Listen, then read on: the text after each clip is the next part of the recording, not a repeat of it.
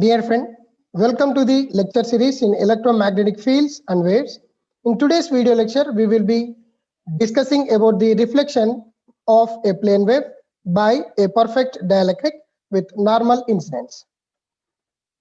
Let us consider a dielectric material 1 with parameters permittivity epsilon 1, permeability mu 1, intrinsic impedance eta 1.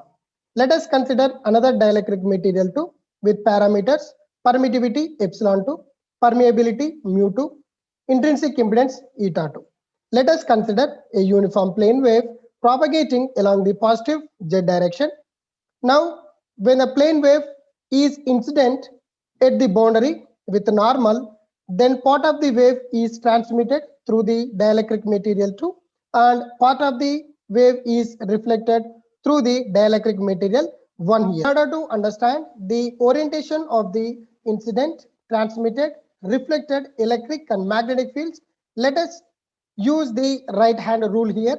Let us consider the thumb indicates the z-axis, the forefinger indicates the x-axis, the middle finger indicates the y-axis.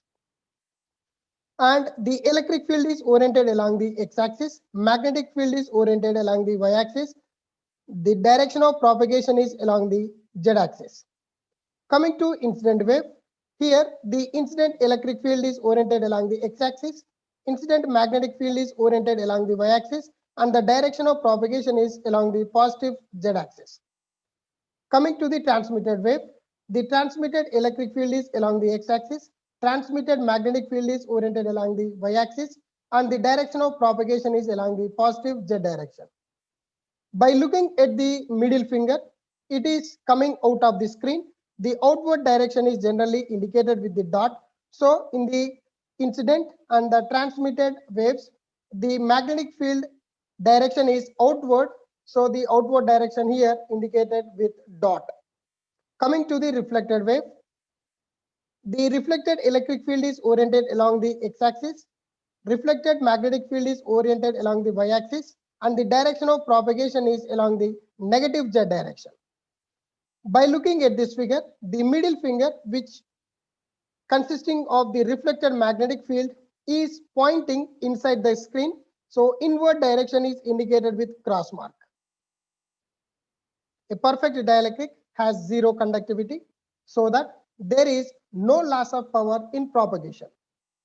The incident fields are EI bar equals to EI e power minus j beta z AX bar. Here, this term indicates the magnitude. This term indicates the exponential variation along the positive z direction, and this indicates the field is oriented along the x-axis. Hi bar equals to Hi e power minus j beta z Ay bar. Here, Hi indicates the magnitude and e power minus j beta z indicates the exponential variation of the field along the positive z direction, and it is oriented along the y-axis. The reflected fields are Er bar equals to Er e power j beta z Ax bar. Er indicates the magnitude of the reflected electric field. E power j beta z indicates the exponential variation of the field along the negative z direction, and Ax indicates the orientation of the reflected field along the x-axis. Hr bar equals to Hr e power j beta z Ay bar. Hr is the magnitude. E power j beta z indicates the exponential variation of the reflected magnetic field along the negative z direction, and the reflected magnetic field is oriented along the y-axis indicated by Ay bar. The transmitted fields are Et bar equals to Et e power minus j beta z Ax bar. Here Et is the magnitude of the transmitted field, electric field. E power minus j beta z indicates the exponential variation of the field along with the negative z direction, and it is oriented along the x-axis. Ht bar equals to Ht e power minus j beta z Ay bar. Here Ht is the magnitude, exponentially varying along the positive z direction, and it is oriented along the y-axis. We know that the relationship between the electric field, magnetic field, and intrinsic impedance is given by Ei equals to eta 1 Hi, Er equals to minus eta 1 Hr. Here the incident and reflected wave are in the dielectric material one. So here the intrinsic impedance that we consider is eta 1. Coming to the reflected field, minus is introduced due to the phase shift. Et equals to eta 2 ht, and we consider all these three equations as one. At the dielectric interface, the tangential components are continuous, and we can write Ei plus Er equals to Et. Let us consider this one as equation 2. Hi plus Hr equals to Ht, and considering this one as equation 3. Coming to the reflection coefficient, gamma E, it is defined as the ratio of reflected electric field to the incident electric field. So we can write gamma E equals to Er over Ei. Substituting equation 1 in equation 3, we get eta I over eta 1 minus Er over eta 1 equals to Ei plus Er over eta 2. Taking 1 over eta 1 common, then we get Ei minus Er over eta 1 equals to Ei plus Er over eta 2. Cross multiplying the equation, we get eta 2 of Ei minus Er equals to eta 1 of Ei plus Er. And we get eta 2 Ei minus eta 2 Er equals to eta 1 Ei plus eta 1 Er. Now writing the similar terms to one side, eta 2 Ei minus eta 1 Ei equals to eta 1 Er plus eta 2 Er we get. Taking Ei common and Er common on both sides, we get Ei of eta 2 minus eta 1 equals to Er of eta 2 plus eta 1. Taking the ratio of Er over Ei, we get eta 2 minus eta 1 over eta 2 plus eta 1. And by the definition, we call Er over Ei as reflection coefficient, so that gamma E equals to Er over Ei equals to eta 2 minus eta 1 over eta 2 plus eta 1. Coming to the transmission coefficient, indicated Te for the electric field, it is defined as the ratio of transmitted electric field to the incident electric field. We can write Te equals to Et over Ei. We know that Et is Ei plus Er, so Te equals to Ei plus Er over Ei, and we can write 1 plus Er over Ei. We know that Er over Ei is nothing but the reflection coefficient, and it is given by eta 2 minus eta 1 over eta 2 plus eta 1, and substituting this, we get Te equals to 1 plus eta 2 minus eta 1 over eta 2 plus E1. Simplifying this expression, we get eta 2 plus eta 1 plus eta 2 minus eta 1 over eta 2 plus eta 1, and finally we get Te equals to 2 eta 2 over eta 2 plus eta 1. Defining the reflection coefficient for the magnetic fields, it is defined as the ratio of reflected magnetic field to the incident magnetic field. So gamma M equals to Hr over Hi. From equation 1, we can write Hr equals to minus of Er over eta 1 and Hi equals to Ei over eta 1. Substituting the expression for Hr and Hi, we get minus Er over eta 1 over Ei over eta 1. This one as minus of Er over Ei. Gamma M equals to minus of eta 2 minus eta 1 over eta 2 plus eta 1. Finally, we can write gamma M equals to eta 1 minus eta 2 over eta 2 plus eta 1. Defining the transmission coefficient for the magnetic fields, indicated as Tm, it is defined as the ratio of transmitted magnetic field to the incident magnetic field. So here we can write Tm equals to Ht over Hi.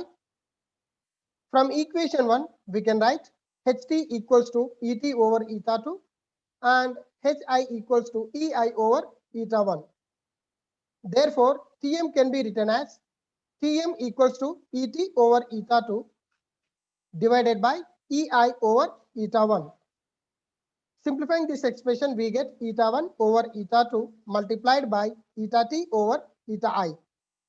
So here eta t over eta I is nothing but the transmission coefficient for the electric fields. Now substituting the value for TE in the expression, we get Tm equals to eta 1 over eta 2 multiplied by 2 eta 2 over eta 2 plus eta 1. So finally we can write Tm equals to 2 eta 1 over eta 2 plus eta 1. Now we can also write the reflection and transmission coefficient in terms of dielectric constants. The intrinsic impedances are given by eta 1 equals to square root of mu 1 over epsilon 1 and eta 2 equals to square root of mu 2 over epsilon 2. For the non-magnetic medium, mu 1 equals to mu 2 equals to mu 0, so that eta 1 becomes square root of mu 0 over epsilon 1 and eta 2 becomes square root of mu 0 over epsilon 2.